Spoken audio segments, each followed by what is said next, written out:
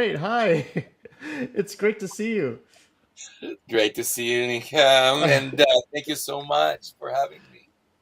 Oh, it's such an honor to have you on the show. And for just, I mean, do we really need to give you an introduction? You're one of the great video game composers. You've composed for some of the biggest names such as the Fallout series, Dragon Age Origins, Dragon Age 2, and the upcoming game Starfield, which I'd love to talk to you about.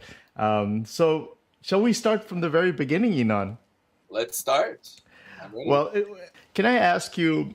Okay, I need to. There's a lot of things I want to ask you about because I think you have such an amazing story and you're very accomplished. And there's a lot of things I want to touch to you upon and really to get into how you do what you do, which is so fantastic. Now, I understand that you initially wanted to be a jazz musician. Is that right? True. You Yeah. wanted to be a jazz pianist? Is it, and what before you went into television, was that around the age of 30 or 29? Is that when you started to get into television? Yep. So there was a whole period of training in your 20s. Could you tell me about that? Because I don't know if anyone's really asked you about that. There was a period before you got into television. Was that were you trying to Well, get into okay. So performance? so first, if we're talking about training, my training started since I was basically 8 years old. Okay, and it was totally classical. I started studying piano and music theory. From the age of 12 or 13, actually, I started attending a composition class, a weekly composition class until I was 18. And this basically gave me an amazing toolbox in all classical realms. So by the time I was 18, I was already very, very much studied and learned as far as what comes to classical. Jazz came out later. Jazz came out right when I was 18, 19, and I was introduced to jazz, and it's like, all right, this is my path. I gotta do that. But then I And you who are your jazz piano heroes? probably Keith Jarrett, Bill Evans, and Herbie Hancock. These are the three that I most took. I mean, I like so many amazing jazz pianists also, but I think these are the three that were, totally the one that I was listening to them the most. But I had to be recruited to the Israeli army, so that was like a Mm, period of 4 years until I was 23 that I could continue my musical journey. Um, and then again, Grove School of Music was a jazz-based school, and this is also what really prompted me to, um, you know, go there. And yes, I got a great jazz training there, but I was also introduced to music from media. There were no computer games then, but I mean, there right. were computer games, but like nothing like that could you know, take like that serious music into it. Um, Is that when and you met Jack Smalley? yes, this is where I met Jack Smalley. Jack was a teacher, a senior teacher at Grove, and then I continued a study with him, orchestration and music for media, um, after finishing Grove School of Music. And this is where I made the biggest shift. By the end of 1991, I was totally dedicated to music for media. Hmm. I started sending demos. I started composing lots of student films. Um, I started just Wait a doing second. Can I ask you a quick question? Do you still have clips of yourself playing jazz piano and recordings?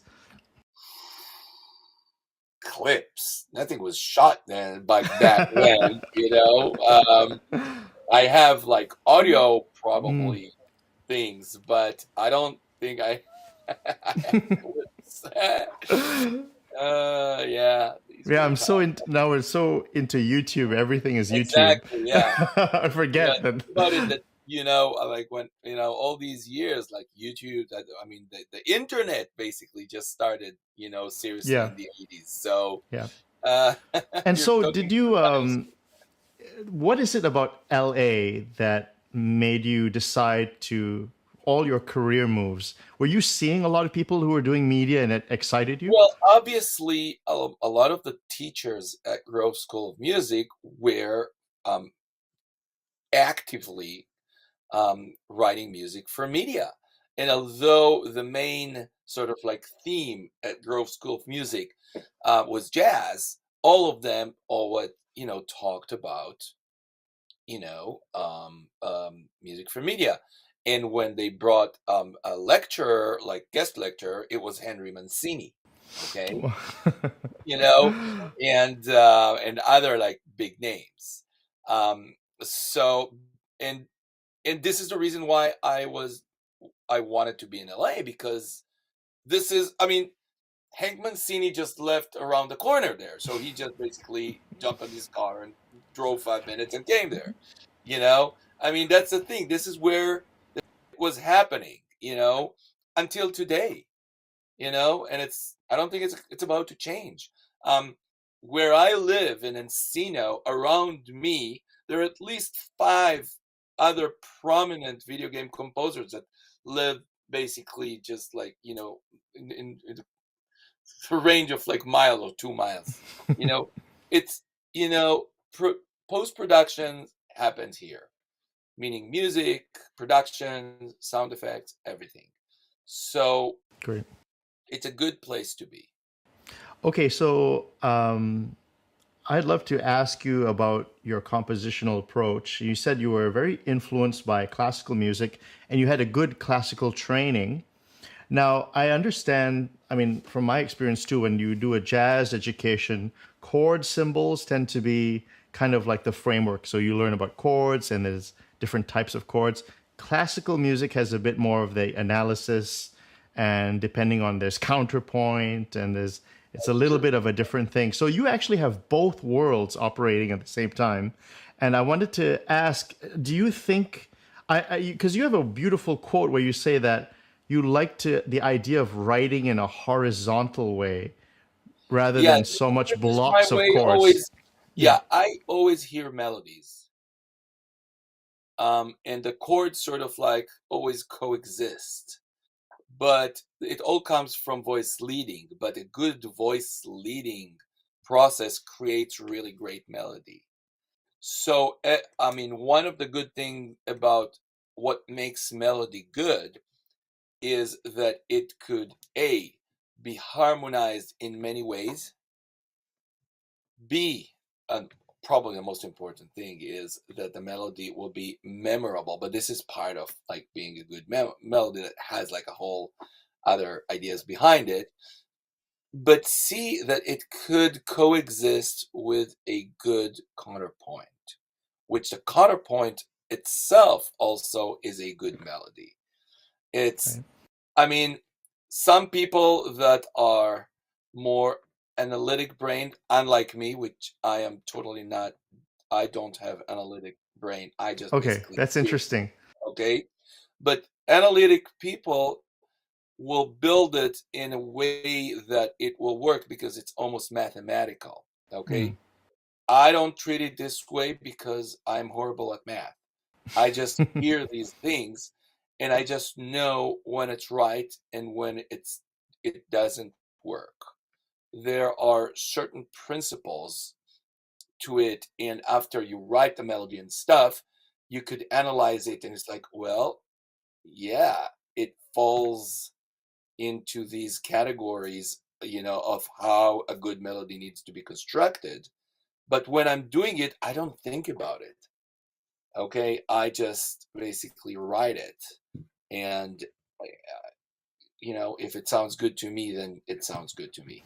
Do you write or do you improvise? Do you have like an improvisational idea generation, or do you sit at the piano and write and play and write and No, play? I'm sitting. See, big part of my writing process will be also to um, fit what instrument or what orchestration right away.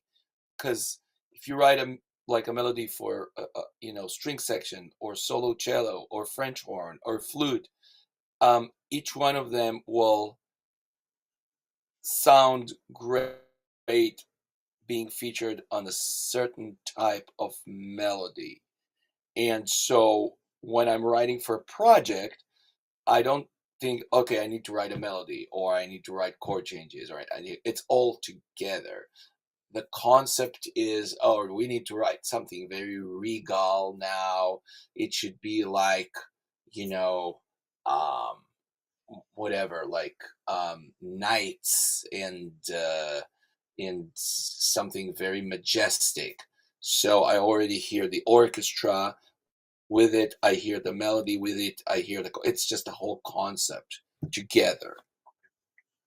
Let's before we get to orchestration, just a little bit more about how you just said you're not very analytical in your approach, which is very interesting. So when you said that you were listening to your influences like Mozart, Bach, Beethoven, Brahms, and even the later composers, Penderecki, do you look at the score and how do you take ideas from other people and then See, this is do it the in your thing. own way?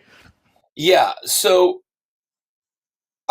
throughout my life and my studies, I learned how to analyze things and how to sort of like take components from what I hear and concentrate and focus into them and how exactly this melodic idea works, how this chord progression works, how does it work together, how they work. So I already hear these ideas together, but I can also separate them and put them apart and listen to each one of them. So the analyzing music for me just comes automatically because I did it for so many years.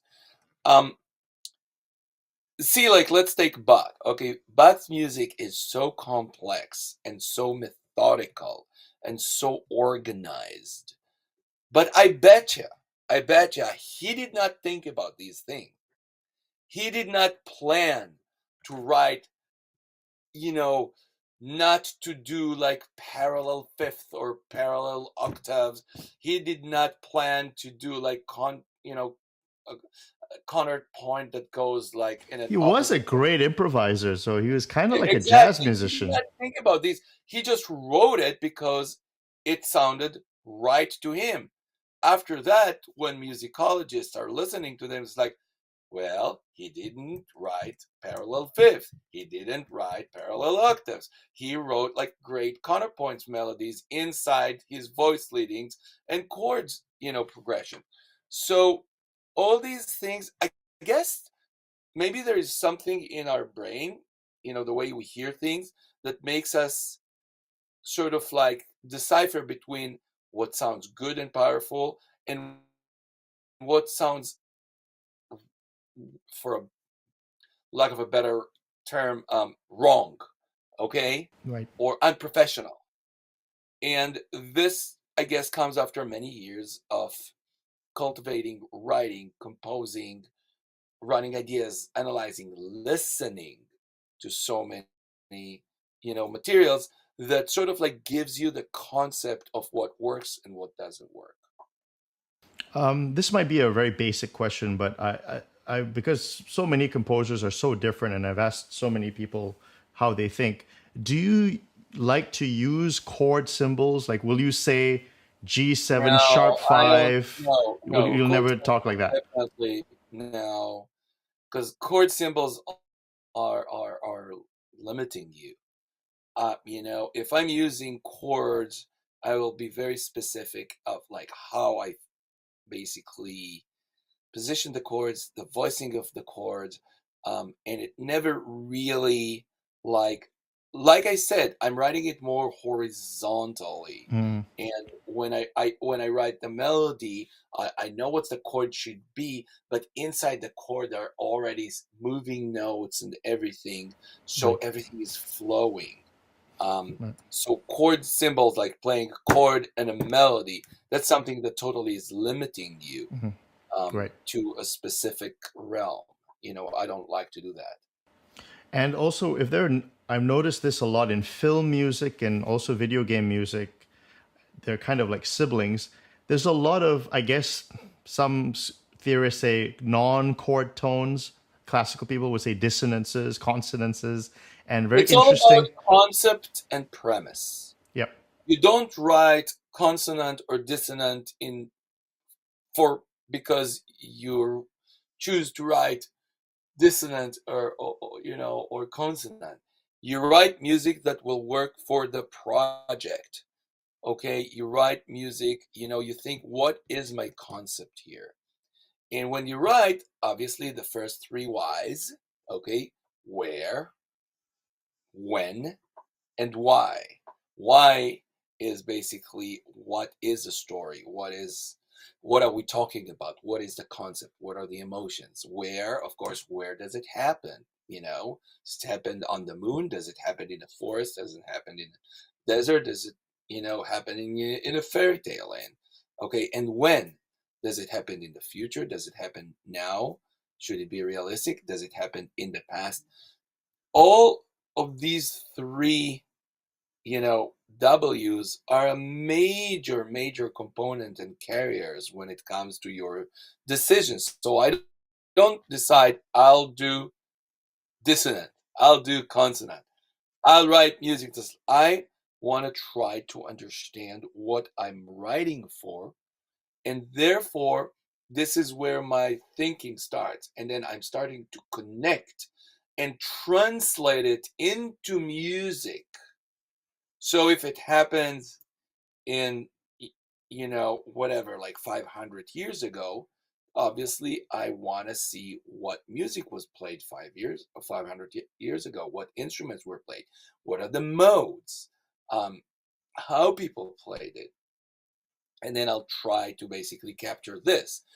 If it happens in the future, well, nobody knows what's going to happen in the future, right? So you want to create something that will sound futuristic, okay? So anything that people could conceptualize, what is the future? The future is, many people think that the future is artificial. Okay, if artificial, then we're not going to use acoustic. We're going to use like synthesizers or weird sounds. Some people think that, like, maybe we're going to be a different creatures. So you take the human voice and you manipulate it in a way that it'll sound almost alienish. So there are ways to basically to manipulate um, what is being given to you and turn it into music. And then there might be dissonance, and there might be consonance, and there might be counterpoint, but it's besides the point.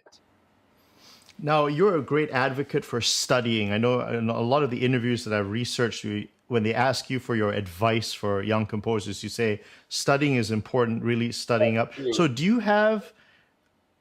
I mean, did you ever use textbooks that you like, or like, orchestration manuals, harmony textbooks? Are there any that you like or that you've used Um, before? I'll be honest with you. Um, the last time I um, I used a textbook was like the Grove School of Music textbook, which were amazing. Um, and I mean, this year really changed my life. Um, but after that, I did not use any textbooks. Um, just because I was so busy actually writing. So no, I'm not. Right. How did you then develop your mastery over the orchestra? What was it trial and error and experimentation and starting to use things? How did you get used Again, to it? I mean, you have to understand that I already arrived to the arena with a lot of ammunition because I've studied so much music before I even went to the army. So I've studied music thoroughly, and I had a lot of musical knowledge when I entered sort of like in the Grove School of Music, and then UCLA extension was just basically to wrap things up for me. Okay, you can always learn more, and frankly, I'm learning things every day, and I'm serious about that. Every day, I'm acquiring, even if it's a small piece of knowledge or small technique or anything. Every time I'm writing something new, I feel I learn something because it's something new, and I could, you know, get into sort of like a separate and different conclusions of like what happened here. How can I look at it? What can I learn from it? Also, I'm learning a lot from listening to music. So I go and randomly listen to some music. Um, Either it's a scores or it's classical music, or modern. It could be rock. It could be so many things. But I definitely will listen. And again, this sort of like working with me Now, and helps. you mentioned listening. I have a question I wanted that if we go back, do you have absolute perfect pitch, or do you have like very developed No, relative pitch? no, I have a relative pitch. I do Okay. not have, a perfect pitch. Right, right. Okay. And now, let me ask you about the just very briefly. You said that a very like a big part of where you learned a lot was when you were in television, writing something like 7 minutes of music a day or something for like years, 5, 6 years, I and I, mean, I mean, what I've learned was how to produce a lot of music in a short time, that will make sense and will be effective. I don't think it's a good way as far as a way of living or writing. I don't think a person needs to exceed 3 or 4 minutes a day. This is also a lot. mm, Um, I think three should be probably the maximum. Otherwise, it drives you crazy. But I was forced to do it right. because this was, I was an employee. But I've learned how to work fast and efficient. I learned to make quick decisions, and I've learned basically not to be overly picky and just think, is it good? Is it not good? I'm basically writing the whole thing and then waiting a little and then listening back to it, But first, I'm going to write. I'm not going to think, what should I write? First, I'm just going to have something in my brain. I'll write it. Okay, I'll just play it into the computer, and this is going to be my starting point. And this is what I've acquired then because I did not have the luxury of time to start thinking, should I do that? Should I do that? Like maybe this melody needs to go like this. Maybe no, I didn't have time for that. This is it, and we got to go. Right. Let's talk about time signatures. You've said that 4/4 is your least favorite time signature, and I found that really interesting. And I think you were talking to a panel of ladies about Dragon Age, and maybe that Okay. was the context. And you said you liked odd time signatures, you like 7/8, 5/8. And maybe I should precede that by talking about everything starts with the story first, right? And everything starts with the emotion first. So when you're talking about using odd time signatures, or maybe the fact that 4/4 could be predictable, specifically, what would you be meaning about that in terms of a certain Okay, choice? so I mean, in computer games, obviously you cannot really write and score the whole game. So there are going to be a lot of repetitions. The same cue is going to repeat. Sometimes if you spend a lot of time in the same place, or or fighting for a long time, the battle music is going to repeat itself. If you're in 4/4, our very basic inclination is, we listen to a easy pattern. 4/4 is a very equal and easy pattern. So it's going to be very obvious, um, when the music is going to repeat.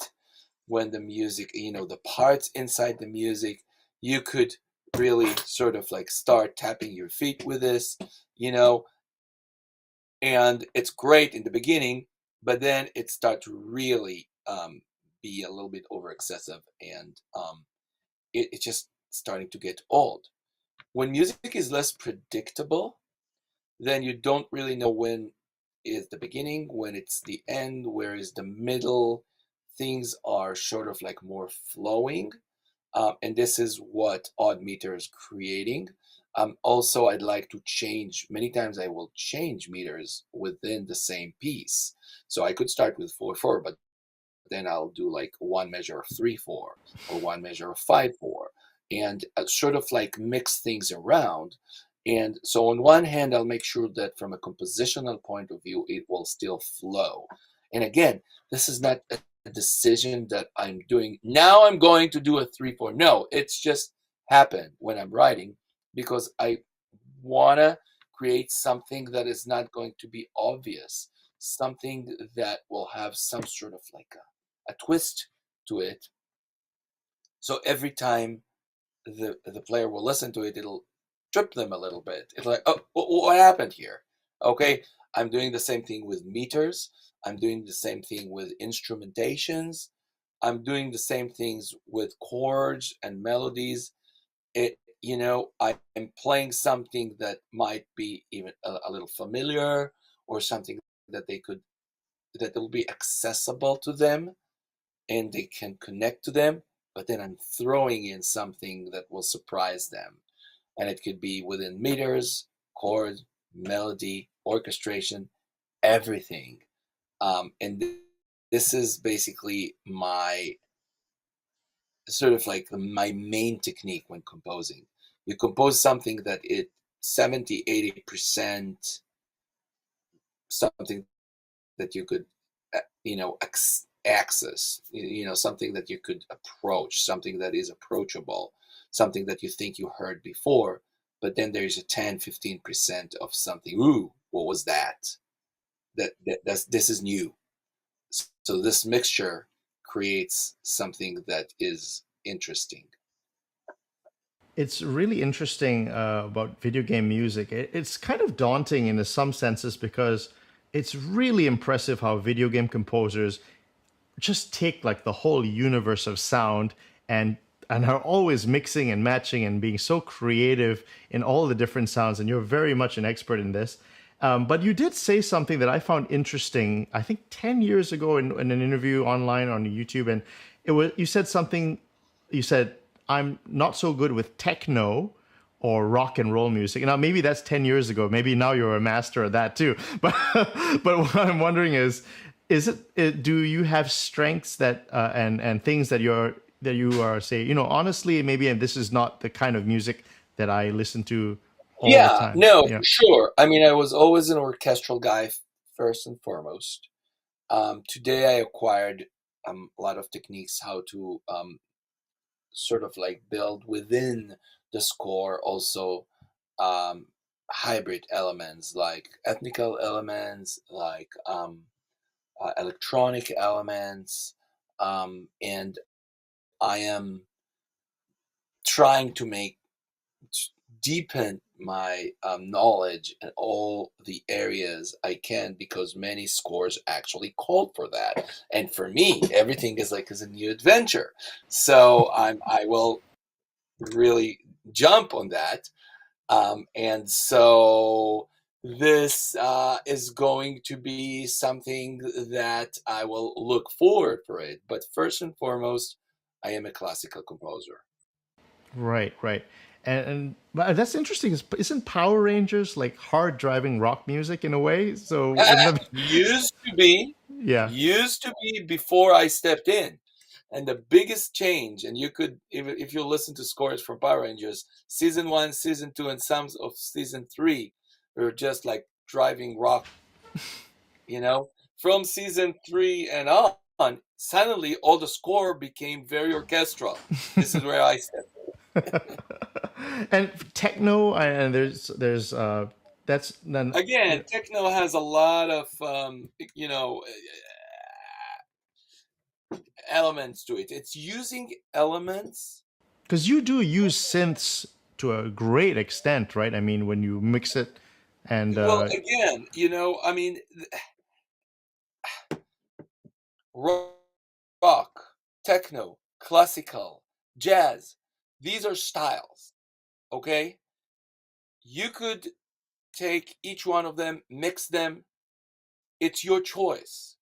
But again, the most important thing is the premise and the concept.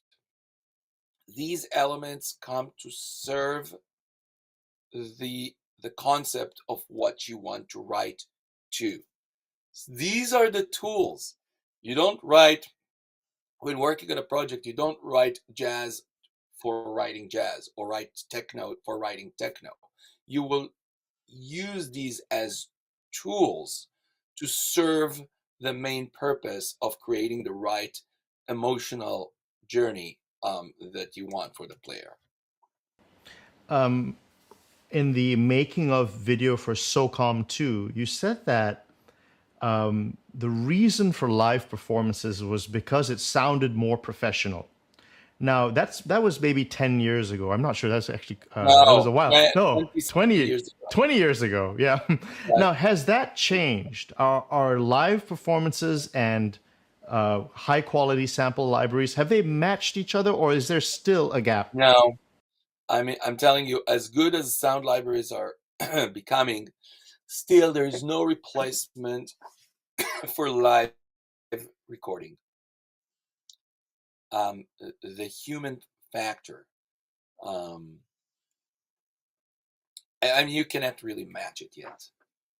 And the more I'm deep into samples and everything, the more I'm strong in my opinion that you gotta record some live elements. Otherwise, your score will lack something.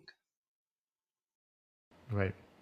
That's interesting. That's great. Now let's talk about the process. So it's interesting, and you're very good at explaining how you do what you do. For instance, when you start the game process, you say that you listen to the director, you listen to the producer, you take a look at the concept art, you hear about the story, and then it starts to come together. Now, how do you, for instance, take a look at concept art and turn that into ideas? So, for instance, let's take a look at this. This is the concept art for Fallout 3 here.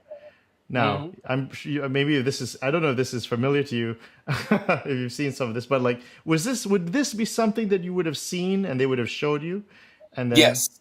Every time I'm working on a game, being sent the main idea, the storyline, and it's a great inspiration for me. When I look at a picture, I can hear some music. I cannot really explain it, but to me, and I'm horrible at drawing, by the way, but the visual actually creates really a sonic world for me when I'm looking at something. can you explain that? So, like, can you try to put that into words? It's really hard, but it's all about, I guess, when you look at a picture, there is a story behind the picture. And this story has some kind of emotions. And these emotions can be described, best of all, by music. So my brain is making this bridge between the picture, the story, the emotion into music. I guess that's the best explanation for that. How much is also from, because you are a very wide listener, the amount of music that you know must be quite impressive. So, for instance, I mean, Wagner, you've talked about before, you've talked about Penderecki, you've talked about Stravinsky, Ravel, Debussy. They also encompass certain time periods in history. And in some ways, for instance, I mean, Fallout has that sort of vintage American sort of aesthetic to it. Do you Right. draw upon time periods of composers? And also, there's a very interesting juxtaposition because your music has a dark and epic kind of quality to it. And then also on the radio, you have these pop songs from the 30s. Well, that's And that's the whole the thing about it. the That's the whole thing about it. juxtaposition is works so well.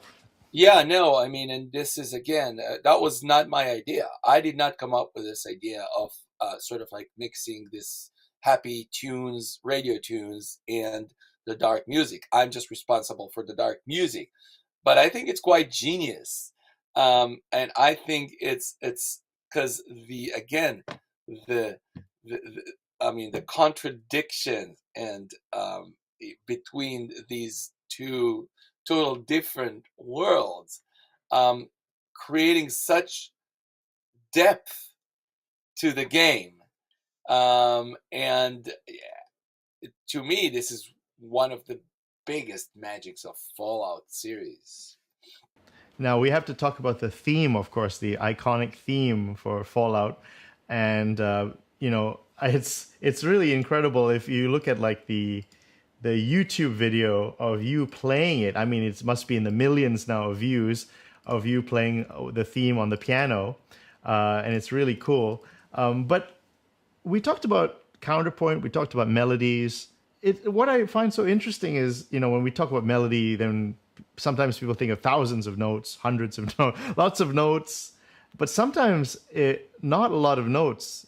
I'm trying to put into words how it can be so effective and what you're looking for. I mean, surely maybe in the writing process, you're thinking, I can't put so many notes into this. This has to be a bit more somber, or it has to be a bit more. I'm trying to figure out your thought process. Maybe you could explain musically.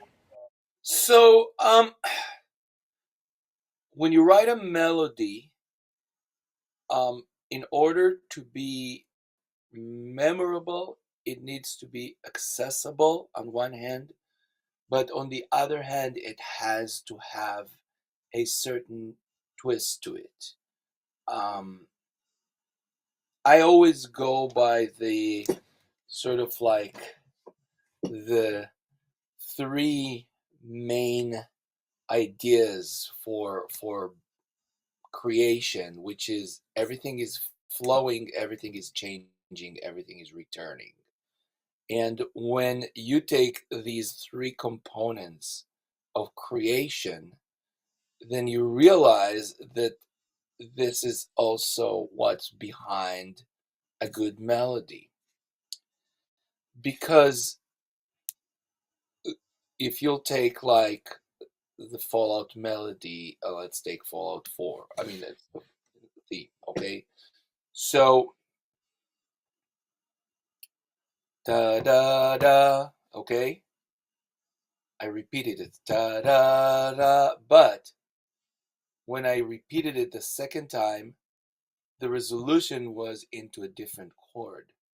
So everything repeats, but everything is changing, which makes everything flowing. Okay, I'm repeating it the third time, ta da, but then I'm changing ta da, ta da. Here is your conclusion, and then the second part, ta da, da da da, da da da da da, and again repeat, da da da da da, da da da da da. So what happened is you used it in a very, very simple way, but it's still encapsulating the deepest idea behind everything is flowing, it flows for one each other. Everything is changing, okay? But everything is also repeating. If you are able to do this, what happens is your listener will listen to it the first time, da da da. Oh, this is new. Second time, da da da. Oh, I already know it. Boom, you created a connection with your listener. Then you could take your listener into the second, da da again. Oh, we're already home. And then ta da. Oh, what was that? Ta da. And then you created a tension, and then you resolve it.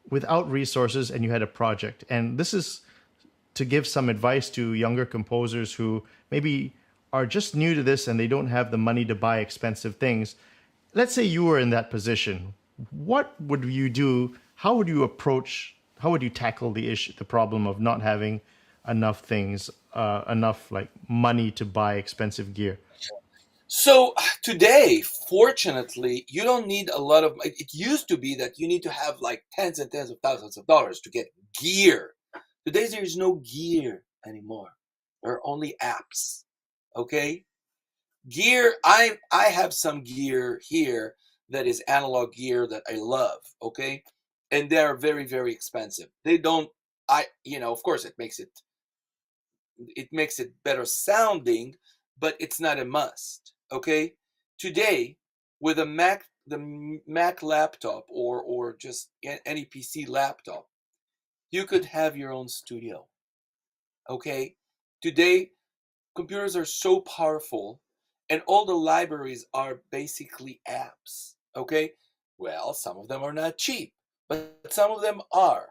So today, if you spend maybe at the most $4,000, okay, you will get the equivalent of maybe $50,000 um, 10 years ago and $100,000 20 years ago, okay? Just because things are so powerful and there are so many ways to go about things. So it's just more of a choice. It's not so much about money. Most people have like that they're composing or want to be composer, at least have laptop. You don't need to have way more than that. Do you use a Mac or a PC? Because I know I'm I'm it's using I'm using them combined. okay. My main mainframe computer is a Mac, but the slaves are PCs. Okay, okay. And for scoring, you use Cubase, I understand, right?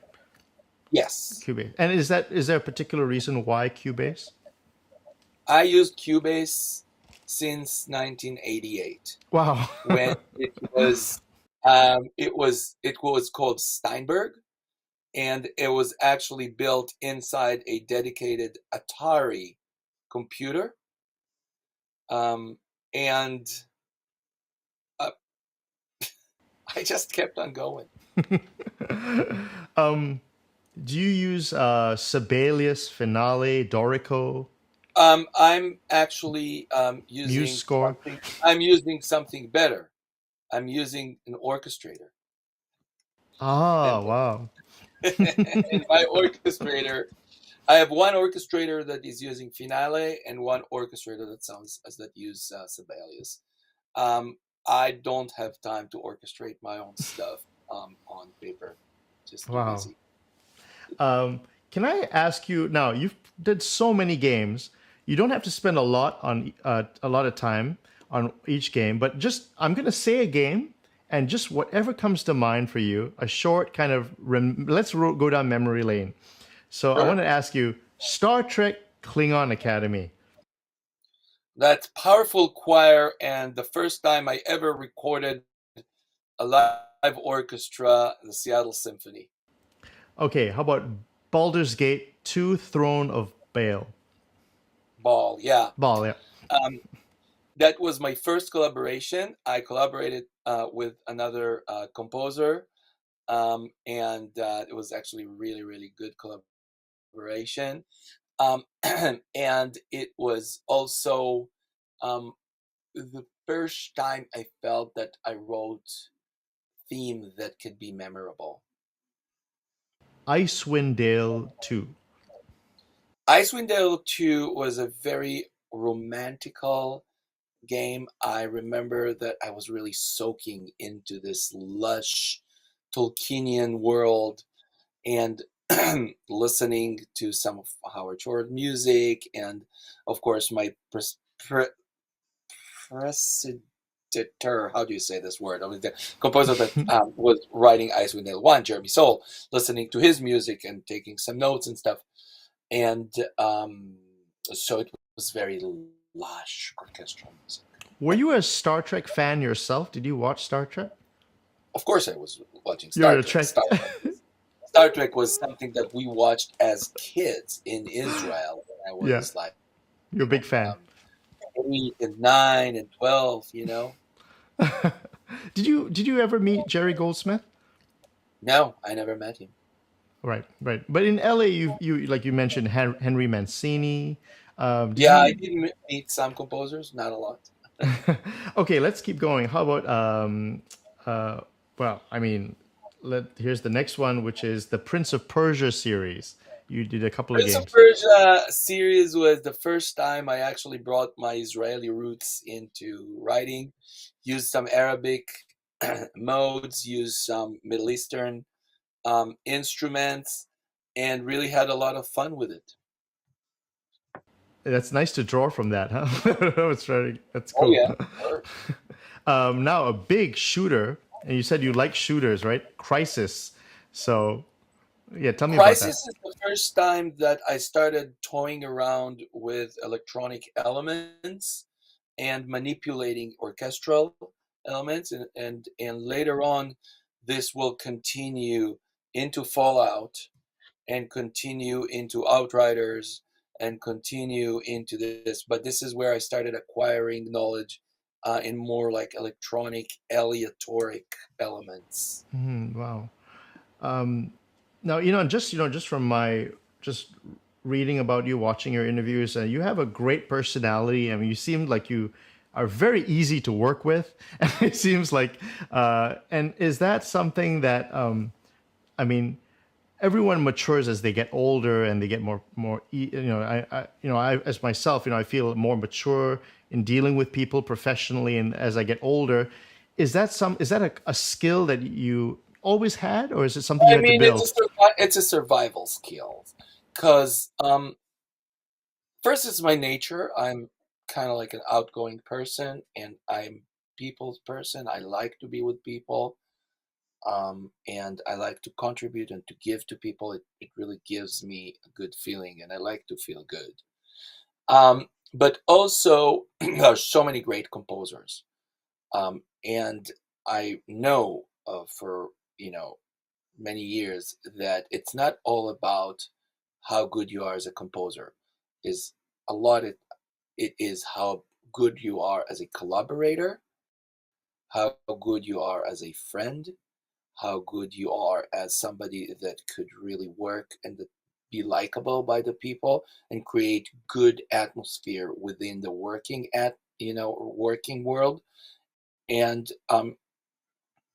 as important as your music, if not more.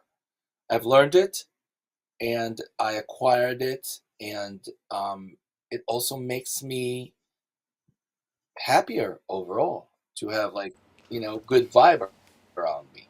I do have to comment on that. I've noticed that people who work in a team or thrive in a team are tend to be quite nice to work with. I mean, they tend to be, and I've noticed like on the flip side, you have sometimes if you're in a performance career, there's a lot of ego, or if you have it's like a different world almost, and you don't Each of need us, to yeah, get along with people.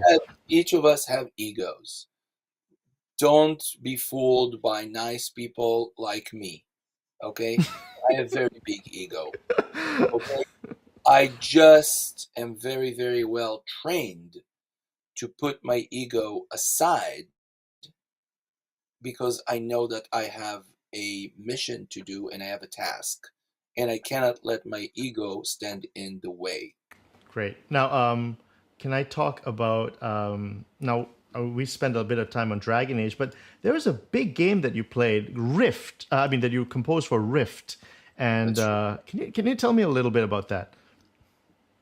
Rift was a great adventure for me because, again, it was an RPG game, so it basically gave me a lot of opportunity to write orchestral music, write very dynamic and expressive music, emotional music, use live orchestra. I recorded for Rift, here in Los Angeles, which was a great um, uh, honor. I love recording here in LA.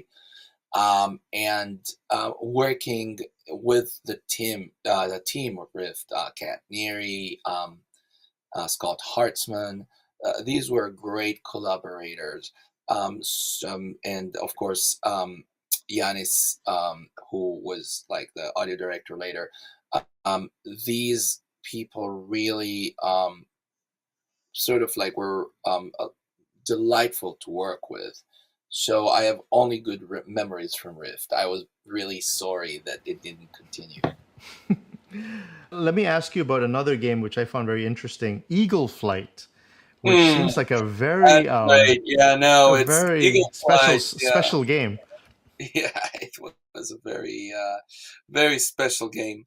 Um, Eagle Flight was a very different game where I had to write to you, the player, and you were an eagle and you're flying in the skies of Paris. So it just gave me such a great opportunity to write soaring music with some um, great vocals from Arlie Brighton and Mimi Page and other singers, and also using some ethnic instruments. But the most thing was it was so dynamic. It was so like flowing with soaring melodies, and I love this feeling of flying and stuff. And so I could just connect to it so well. Now, I know it hasn't been released yet, but could you tell me a little bit about Starfield? I mean, what you can tell me about Starfield. There's a lot of anticipation for that game. Starfield is a huge game. Starfield is a deep game. It's a philosophical game. It's a game that will consume a lot of. If you want to play Starfield, it'll consume a lot of your being. But I believe that after Starfield, you will be a bit of, I wouldn't say like changed person, but it will definitely give you a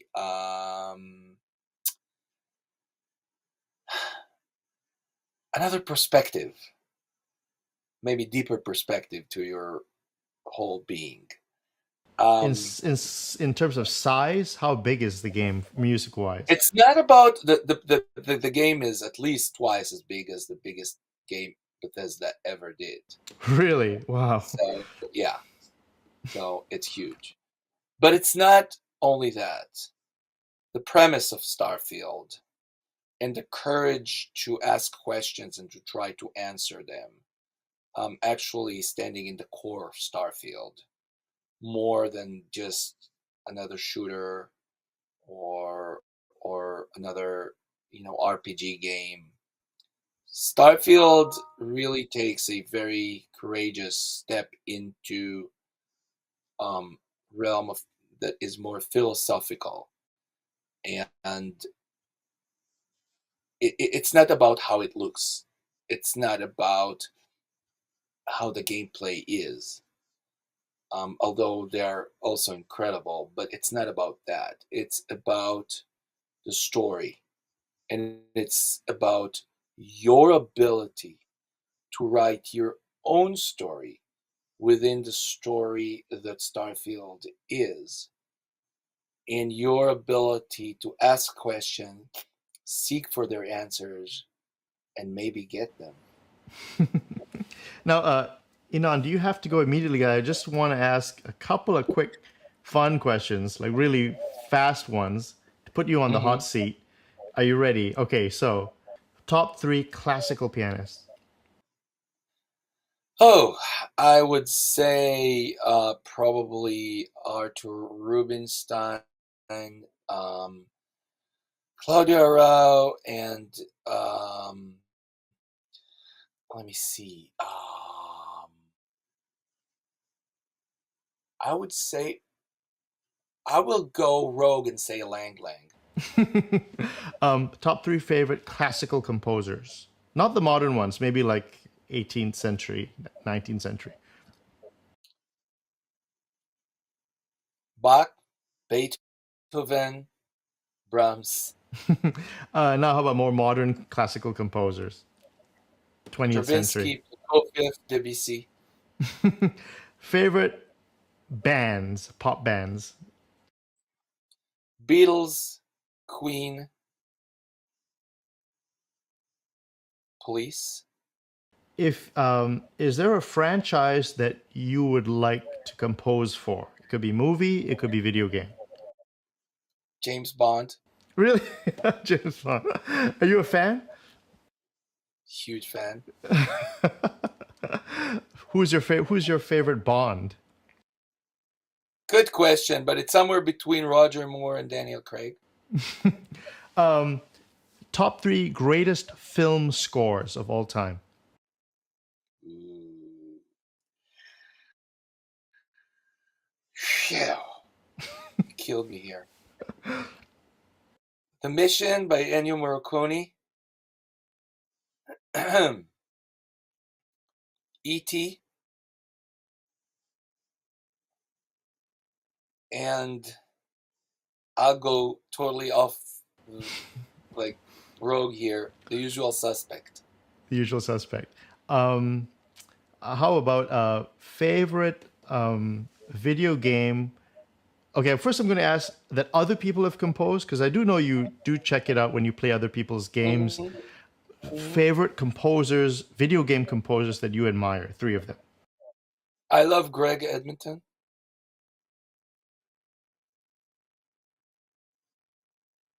Oh, another 2? 3, yep. Oh, 3. Okay, Greg Edmonton. Really like Jesper Kyd. And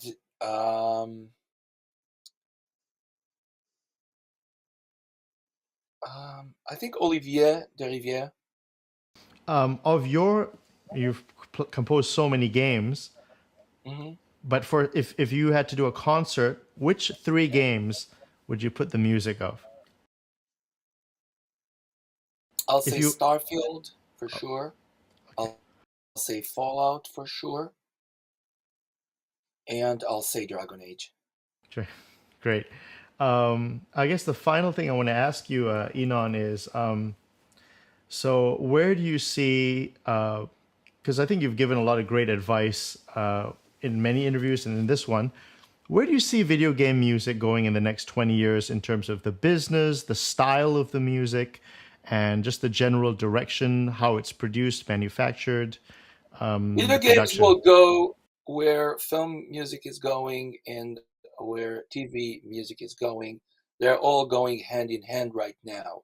It's basically reached a status that it's just basically developing and evolving according to what's going on in our world, what's going on, because as far as before, it's just like, oh, we could record more orchestral music, we could record more music, this is where we are way beyond that right now. We could write whatever we want anytime we want. There's no limitations in video games right now, and no budget limitations right now, so it's just about where we are, and the artistic notions of where we are derives from our reality. So we are being influenced with what's going on with humanity. There is pandemic. There is a horrible war around. Everything has influence. So video games will be also influenced by that. As far as technical aspects, I think in the next 10 years, there's going to be a major development in the way video games is going to be enabled and accessed inside games. I think that some games actually, instead of scoring the games, will use AI and machine learning. I was just going to ask you that. How is AI going to change composition? It's going to change, I think, big time in computer games. Because I think that maybe in the future, instead of a game that will have one score, game and AI and machine learning could actually access like huge amount of music and create a more dedicated player dedicated score to its game. I don't think it could happen in movies, but it can happen in games probably. Is that is But it'll that take a little. is that dangerous for the video game composer, or will it be a tool? It's going to be a tool, so no, it's not dangerous. Well, great. Well, the great Inon Zur, I mean, thank you so much, sir, for being on the show and being so gracious to answer the Thank you so much. questions. I really appreciate you taking the time. Congratulations on all your success, and we're looking forward to Starfield. Thank you so much, sir. Bye bye. Thank you. Bye-bye. Thank you a lot, Inon. I will edit this and put this up. And again, what an honor to speak with you. You're really a Thank great you, Nick. person. It's I mean, for I me, got like a to be a part of your show. I get a good vibe. I get such a warm vibe from you, and it's so it's kind of what's the word?